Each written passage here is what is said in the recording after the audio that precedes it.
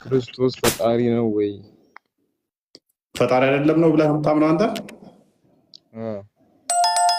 ቁርአንህ እኮ ፈጣሪ ነው የሚለው እኮ። እሺ ፈጣሪ እስከሆነ ለእኛ ብሎ ተሰቀለ ነው የምትሉትና ለሰው ኃጢአት ብሎ የተሰቀለው? እሺ እንደዛ ነው የሚሆነው በሚገባ። እሺ ለሰው ልጅ ኃጢአት ብሎ ነው የተሰቀለው እስከሆነ እሺ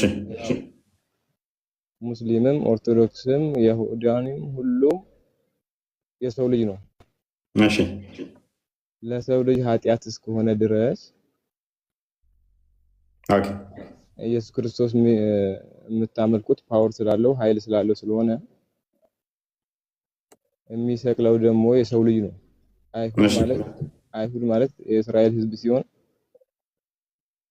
እነሱስ ኃጢአተኛ አይደሉም ወይ? እንዴት እነሱ ፓወር ኑሯቸው እሱን መስቀል ቻሉ? እኔ በበኩሌ የማምንበት ፓወር ያለው ነገር ስለሆነ ቢያንስ ፓወር ያለው አይሁዱ ሰቃዩ ስለሆነ እንደኔ በሰቃዩ ማመን ይሻለኛል። ኦኬ መልካም ይናብራሉ። መልካም ክርስቶስ በስጋ የተገለጠ አምላክ ነው። በስጋ እንደመገለጡ ለነሱ ክርስቶስ በስጋ የተገለጠ አምላክ ነው ይላል። በስጋ የተገለጠ አምላክ ነው። ነገር ግን ምንድነው ያንተ ጥያቄ? የምናመልከው ኃይል ስላለው ነው። ኃይል ስላለው ነው እንትን የሚባለው አምላክ። ክርስቶስ ደግሞ ከተሰቀለ ሰቃዮቹ ደግሞ ከሱ በልጠው ነው። ስለዚህ እሱን ከማምለክ ይልቅ ሰቃዮቹ ማምለክ አይሻልም ወይ ነው አይደል ጥያቄ? አዎ ፓወር ስላላቸው ሰቃዩ አሁን ፓወር ያለው ነው እዛ ጋር። ኦኬ ክርስቶስ ለምን እንደመጣ ታውቃለህ? የሰው ልጅ ለማዳን ነው የምትሉት? የሰው ልጅ ለማዳን በምንድን ነው ለማዳን የመጣው? እንዴት ሆኖ እኮ እነሱ ሰው አይደሉም ወይ ነው እኮ የኔ ጥያቄ። እነሱም ሰዎች ናቸው እኮ። የመጣው ግን እንዴት ነው የሚያድነው? እኔማ እንዴት እንደሚያድን የማውቀው ነገር የለም። ግን እሺ ሜታር ስለዚህ እንዴት ነው የሚያድነው ከሆነ ክርስቶስን በጉልበት በኃይል ያለ ፍላጎቱ ሰቀሉት ብለን አናምንም። ክርስቶስ የመጣው ሲጀመር በስጋ የተገለጠው ሞትም በሞቱ ሊሽር ነው። ሞትም በሞቱ ሊሽር እስከሆነ ድረስ የባሪያ መልክ የያዘው ቤዛ ሊሆን ነው። ቤዛ ማለት ምትክ ማለት ነው። ማቴዎስ ወንጌል ምዕራፍ 20 ቁጥር 28 ላይ እንደሚናገረው ሰው ልጅ ሰውን ሊያገለግል ነፍሱንም ስለ ብዙዎች ቤዛ ሊሰጥ መጣ ብሎ ይናገራል። ስለዚህ ቤዛ ሊሆን ነው የመጣው፣ ሊሞት ነው የመጣው፣ ሊሰቀል ነው የመጣው። ሰው ልጅ ተላልፎ ለአይሁድ ተላልፎ ይሰጣል ብሎ በማቴዎስ ወንጌል ምዕራፍ 16 ላይ ከቁጥር 18 ጀምሮ ተናግሯል። እንደሚሰቀል ማለት ነው። ስለዚህ እንደሚሰቀል ከተናገረ ሊሰቀልም ከመጣ እንደሚሞት ተናገረ፣ ሞቶም እንደሚነሳ ተናገረ። ዮሐንስ ወንጌል ምዕራፍ 2 ቁጥር 17 ጀምሮ። ስለዚህ ሊሰቀል ሞቶም እንደሚነሳ ነገረን ማለት ነው። ይህን ከነገረን በፍቃዱ ወዶ ፈቅዶ ነው የመጣው።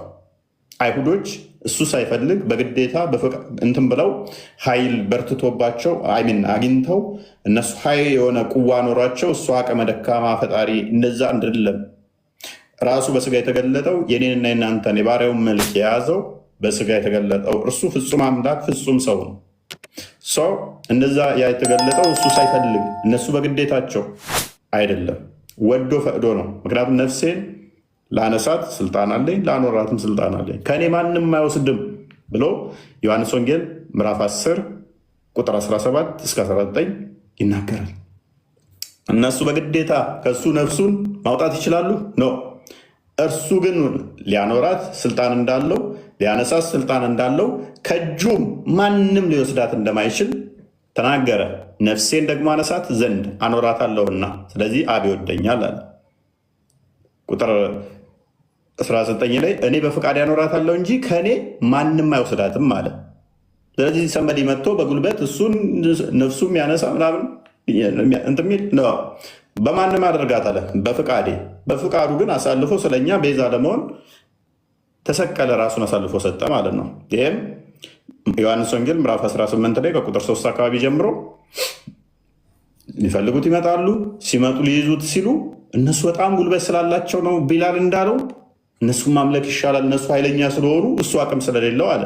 ክፍሉን እንየዋ እንዴት አሳልፎ ራሱን እንደሰጣቸው ሊይዙት እንደመጡት 18 ቁጥር 3 ጀምሮ ምዕራፍ 18 ቁጥር 3 ጀምሮ። ስለዚህ አይሁዶች ሊይዙት መጡ። ሊይዙት ሲመጡ ራሱን እንዴት በፍቃዱ አሳልፎን እንደሰጠ እንመልከት። ስለዚህ ይሁድ ጭፍሮችና ካህናት አለቆች ከፈሪሳውያንም ሎሌዎች ተቀብሎ በችቦና በፋና በጋሻ ጦርም ወደዚያ መጣ። ይሁዳም አብሯቸው መጣ። አሁን ምን አለን ቢላል? አይሁዶቹ ኃይለኛ ስለሆኑ እነኛዎቹ ኃይለኛ ስለሆኑ እነሱ መምለክ አይሻልም ወይ? እነሱ እኮ ጉልበት አላቸው አለ። ኢየሱስም የሚመጣበትን ሁሉ አውቆ ወጣና ማንን ትፈልጋላችሁ አላቸው። ገና እሱ ጋር ሳይመጡ እሱ ጠበቃቸው። ወጥቶ ራሱን አሳልፎ ነፍሱን ሊሰጥ ስለፈለገ፣ ስለነሱ ሊሰቀል ስለፈለገ ጠበቃቸው። የናዝሬቱን ኢየሱስ አሉት። ምን አሉት? የናዝሬቱን ኢየሱስ። የናዝሬቱን ኢየሱስ ብለው መለሱለት። ኢየሱስ እኔ ነኝ አላቸው። አሳልፎ የሰጠውም ይሁዳ ደግሞ ከእነርሱ ጋር ቆሞ ነበር። እንግዲህ እኔ ነኝ ባላቸው ጊዜ ወደኋላ ፈግፍገው በምድር ወደቁ። ቢላል ማይክን አንሰው። ሊሰቅሉት የመጡት ኢየሱስን ነበር አይደለም? ምን በማለት ነው የዘረራቸው መሬት ላይ? ያው እያነበብኩልህ እኮ ነው። ማንን ትፈልጋላችሁ አለ። ወጥቶ ጠብቋቸው። የናዝሬቱ ኢየሱስን እንፈልጋለን አሉት። እኔ ነኝ አላቸው። እኔ ነኝ ሲላቸው ወደቁ በምድር ላይ ይላል። ስለዚህ ጀግና ናቸው ያልካቸው እኔ ነኝ በሚል ኃይሉን ሲገልጽ ምድር ላይ መዘረር የሚችሉ ናቸው። ስለዚህ አንተ በኃይል ከሆነ የምታምነው ይኸው እንዳለ ሊይዙት የመጡትን ዘርሯቸዋል። ለማታም ነው እነሱ ከተዘረሩ ማንሰከረ እኮ አሁን በኃይል አይደለም የምታምነው፣ በጉልበት ከሆነ የምታምነው እኔ ነኝ በማለት ብቻ ተዘረሩ። አንተ በጦርነት በኃይል የምታምን ከሆነ ማለት ነው።